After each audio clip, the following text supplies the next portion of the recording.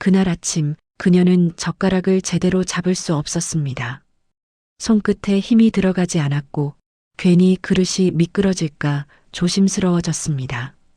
괜찮다고 넘기기엔 몸이 보내는 신호가 조금 낯설었습니다. 그날은 함께 가도 결국 혼자 들어가야 하는 문 하나가 기다리고 있던 날이었습니다. 그녀는 67이었습니다. 새벽에 깨는 습관은 여전히 고쳐지지 않았고 아침마다 손끝이 차가운 걸 느끼면 괜히 하루가 길어질 것만 같았습니다. 남편을 보낸 지 몇 해가 흘렀지만 아프다는 말은 여전히 조심스러웠습니다. 누군가에게 걱정이 되는 순간 자신이 더 작아지는 것 같았기 때문입니다.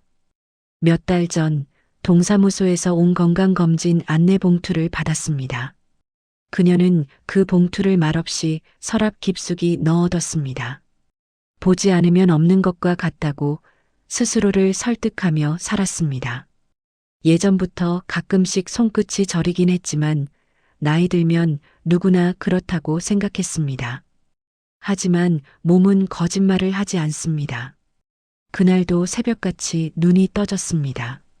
창밖은 아직 어두웠고 시계는 새벽 5시를 가리키고 있었습니다.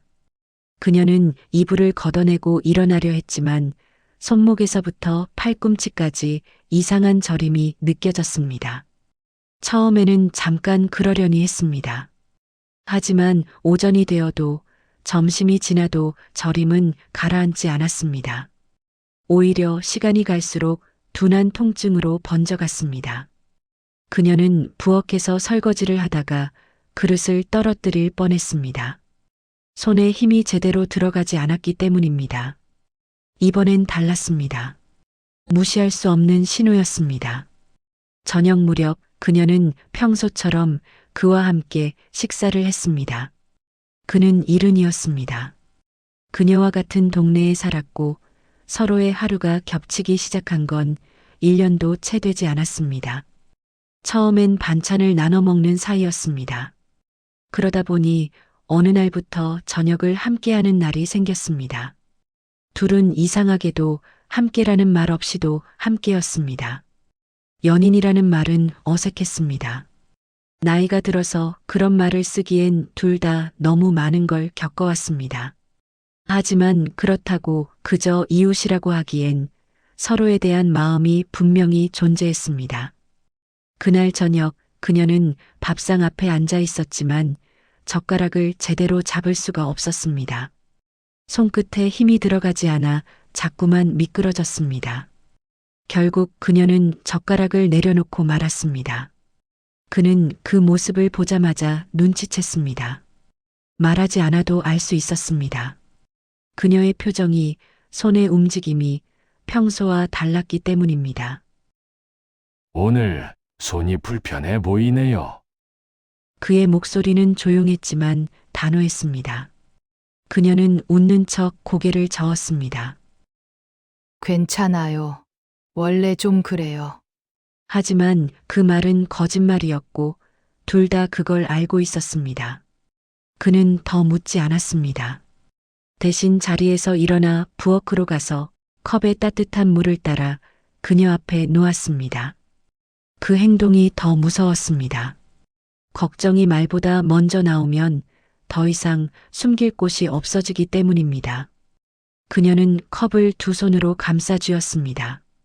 따뜻함이 손바닥을 타고 올라왔지만 저림은 여전히 사라지지 않았습니다. 그날 밤 그녀는 잠을 이루지 못했습니다. 침대에 누워 천장을 바라보며 생각했습니다. 내일 아침에 괜찮아지면 그냥 넘어가자. 괜찮아질 거야. 하지만 마음 한편에서는 알고 있었습니다. 더 이상 미룰 수 없다는 것을 말입니다. 다음 날 아침 그녀는 평소보다 늦게 일어났습니다.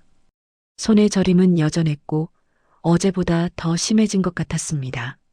세수를 하려고 수도꼭지를 틀다가 그녀는 멈칫했습니다. 손목이 제대로 움직여주지 않았기 때문입니다. 현관 밖에서 인기척이 들렸습니다. 그녀가 문을 열자 그가 서 있었습니다. 그는 평소처럼 산책 나가는 옷차림이었지만 표정이 어제와 달랐습니다. 더 진지했고 더 단호했습니다. 병원 같이 가요. 그 한마디에 그녀는 순간 입술을 깨물었습니다. 제가 혼자 갈 수 있어요. 라는 말이 튀어나왔지만 그는 그 말을 막지 않았습니다. 다만 조용히 말했습니다. 혼자 갈 수 있죠.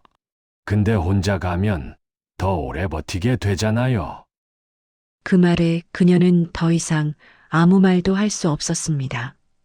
그는 그녀가 혼자 병원에 가면 결과를 듣고도 혼자 감당하려 할 거라는 걸 알고 있었습니다. 그래서 함께 가겠다고 한 것입니다. 그녀는 잠시 망설이다가 고개를 끄덕였습니다. 잠깐만요. 옷 갈아입을게요. 그녀가 집 안으로 들어가는 동안 그는 문 앞에서 조용히 기다렸습니다. 병원은 집에서 그리 멀지 않았습니다. 동네 정형외과였습니다. 버스를 타려다 그가 말했습니다. 천천히 걸어가요. 숨 좀 고르고요. 그 말에 그녀는 고개를 끄덕였습니다. 둘은 천천히 서두르지 않게 걸었습니다. 걸으면서 그들은 거의 말을 하지 않았습니다. 말이 필요 없었습니다. 그저 옆에 누군가 함께 걷고 있다는 것만으로도 충분했습니다. 하지만 그녀의 마음은 복잡했습니다. 괜찮을까? 큰 병은 아니겠지? 만약에 큰 병이라면 온갖 생각이 머릿속을 스쳤습니다. 그녀는 슬쩍 옆을 보았습니다.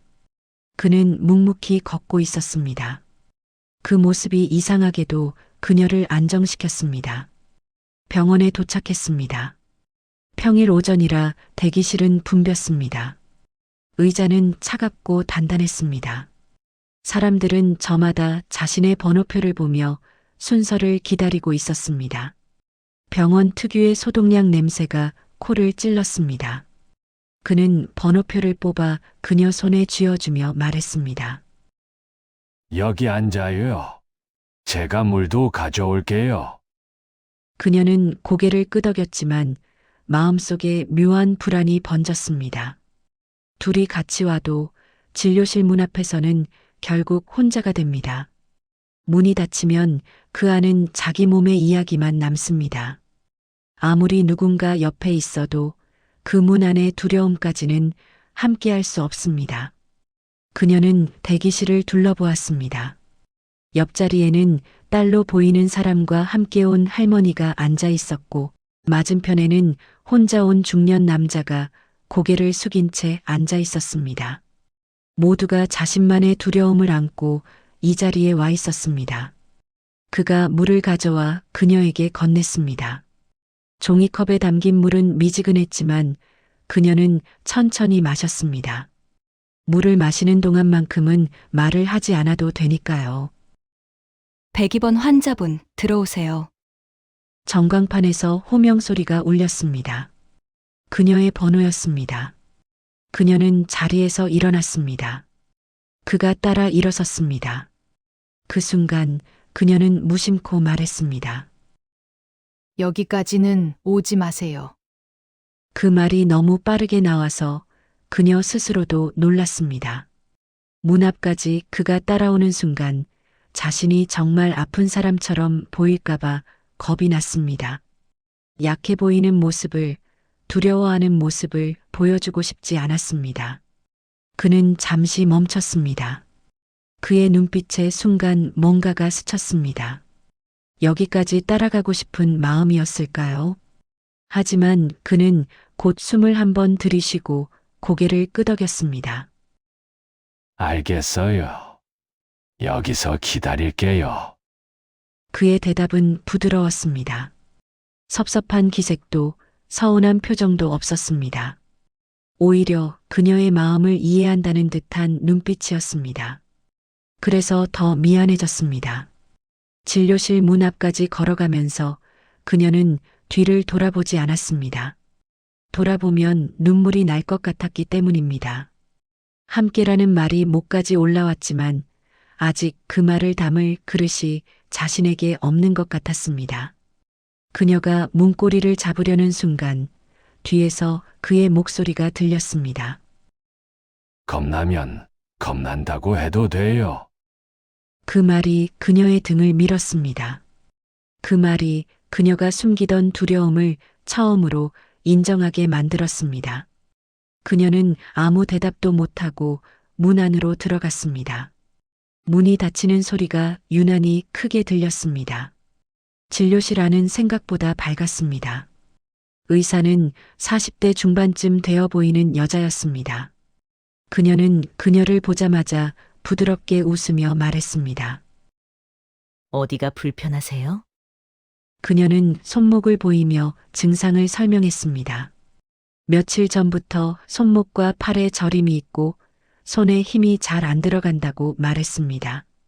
의사는 고개를 끄덕이며 그녀의 손을 살펴보았습니다. 손목을 만져보고 손가락을 구부려보고 몇 가지 동작을 시켜보았습니다.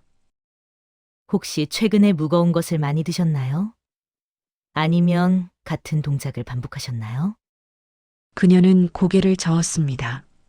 특별히 무리한 일을 한 기억이 없었습니다. 의사는 잠시 생각하더니 말했습니다. 일단 기본 검사를 해보겠습니다. 큰 문제는 아닐 가능성이 크지만 정확한 진단을 위해서는 신경 검사가 필요할 것 같습니다. 그 말에 그녀의 가슴이 철렁 내려앉았습니다. 신경검사라는 말이 무겁게 느껴졌습니다. 의사는 그녀의 표정을 읽었는지 덧붙였습니다. 지금 바로 걱정할 단계는 아닙니다. 하지만 미루지 말고 확인하는 게 좋겠어요.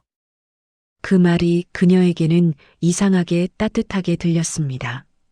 누군가가 미루지 말라고 말해주는 게 오랜만이었습니다. 남편이 살아있을 때도 그녀는 자신의 아픔을 미루곤 했습니다. 가족을 먼저 챙기다 보면 자신은 항상 나중이었습니다. 진료는 생각보다 길지 않았습니다. 처방전과 근전도검사 예약지를 받아들고 문을 열고 나왔습니다. 복도 끝에 그가 서 있었습니다. 그녀가 오기 전부터 그 자리에 있었던 사람처럼 조금도 움직이지 않고 서 있었습니다. 그 모습을 보는 순간 그녀의 가슴이 뜨거워졌습니다. 그는 그저 서 있을 뿐이었지만 그 서 있음이 그녀에게는 큰 위로였습니다. 그녀는 괜히 눈을 피하며 말했습니다. 기다리게 해서 미안해요. 그는 고개를 저었습니다.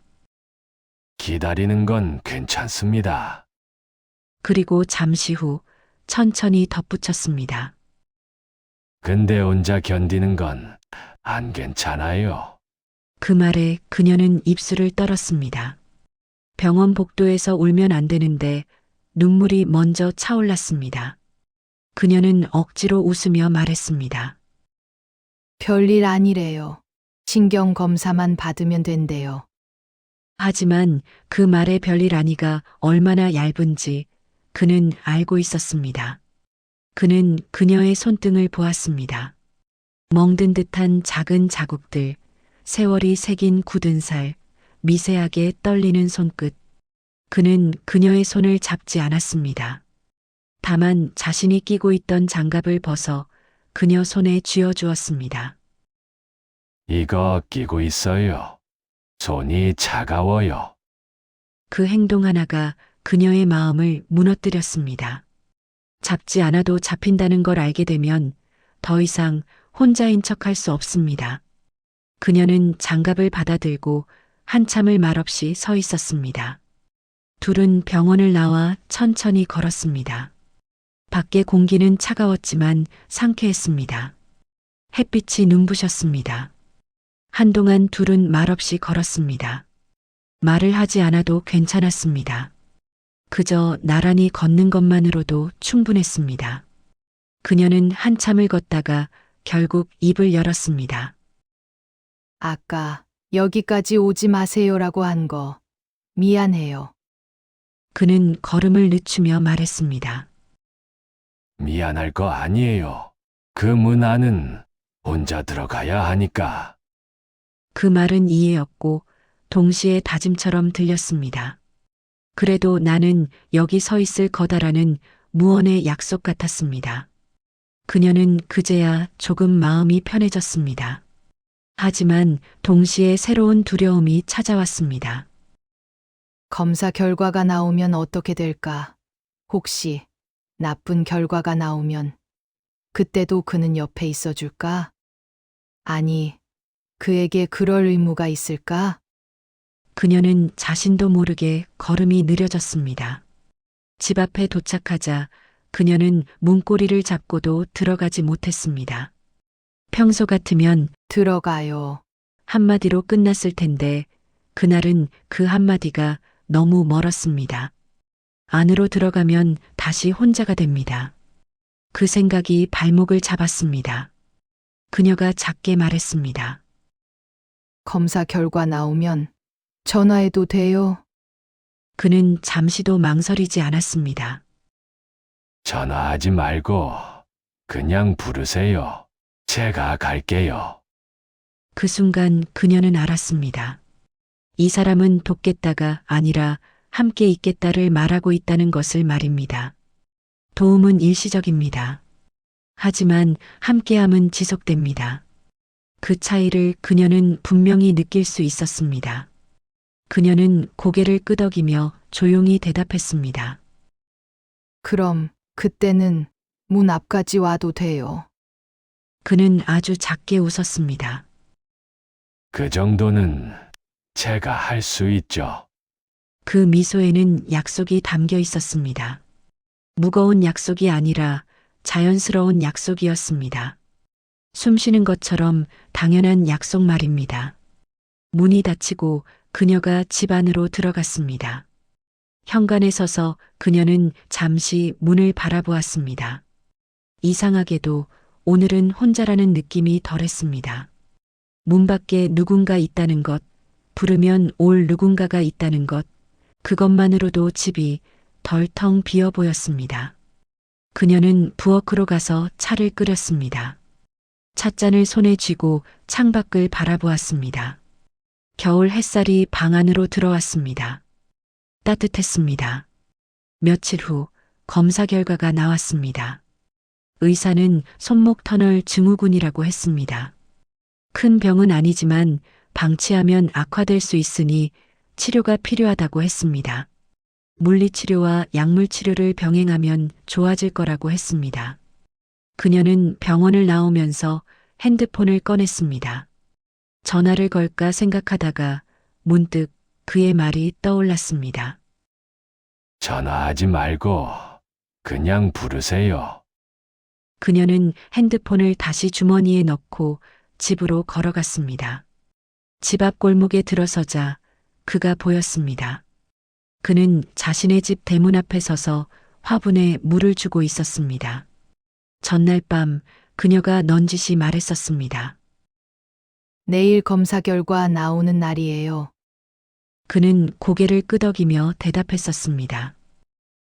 그럼 내일 집에 있을게요. 그녀가 다가가자 그는 고개를 들었습니다. 말하지 않아도 알 수 있었습니다. 오늘이 결과 나오는 날이라는 것을요. 어떻게 됐어요? 그의 목소리는 조심스러웠지만 단호했습니다. 그녀는 잠시 망설이다가 말했습니다. 손목 터널 증후군이래요. 치료받으면 괜찮아진대요. 그는 고개를 끄덕였습니다. 안도의 한숨이 들렸습니다. 하지만 그는 거기서 멈추지 않았습니다. 물리치료 언제부터 받아요? 다음 주부터요. 혼자 다닐 수 있어요. 그 질문에 그녀는 웃었습니다. 걱정이 아니라 관심이었습니다. 부담이 아니라 돌봄이었습니다. 혼자 다닐 수 있죠. 하지만 그녀는 잠시 멈췄다가 말했습니다. 같이 가주시면 더 좋을 것 같아요. 그 말에 그는 환하게 웃었습니다. 그 웃음이 그녀의 마음을 따뜻하게 했습니다. 그날 저녁 그들은 함께 저녁을 먹었습니다. 평소처럼 말이 많지는 않았지만 침묵이 편안했습니다. 그녀는 이제 젓가락을 더 조심스럽게 잡았고 그는 그녀가 먹기 편하게 반찬을 가까이 놓아주었습니다. 식사를 마치고 설거지를 하는데 그가 말했습니다. 제가 할게요. 손 무리하지 마세요. 그녀는 괜찮다고 했지만 그는 이미 앞치마를 두르고 있었습니다. 그 모습을 보며 그녀는 깨달았습니다. 사랑이라는 단어는 여전히 없지만 사랑은 이미 여기 있다는 것을요. 창밖으로 저녁 노을이 지고 있었습니다. 황금빛이었습니다. 함께 있어도 우리는 가끔 혼자가 됩니다. 문 하나를 넘는 순간만큼은 누구도 대신 들어가 줄 수 없으니까요. 그래도 그 문 밖에 누군가 서 있다는 걸 안다면 조금은 덜 무서울 수 있습니다. 오늘 이야기를 여기까지 함께 들어주셔서 고맙습니다. 이야기가 마음에 남으셨다면 다음 이야기에서도 조용히 함께 해주시기 바랍니다.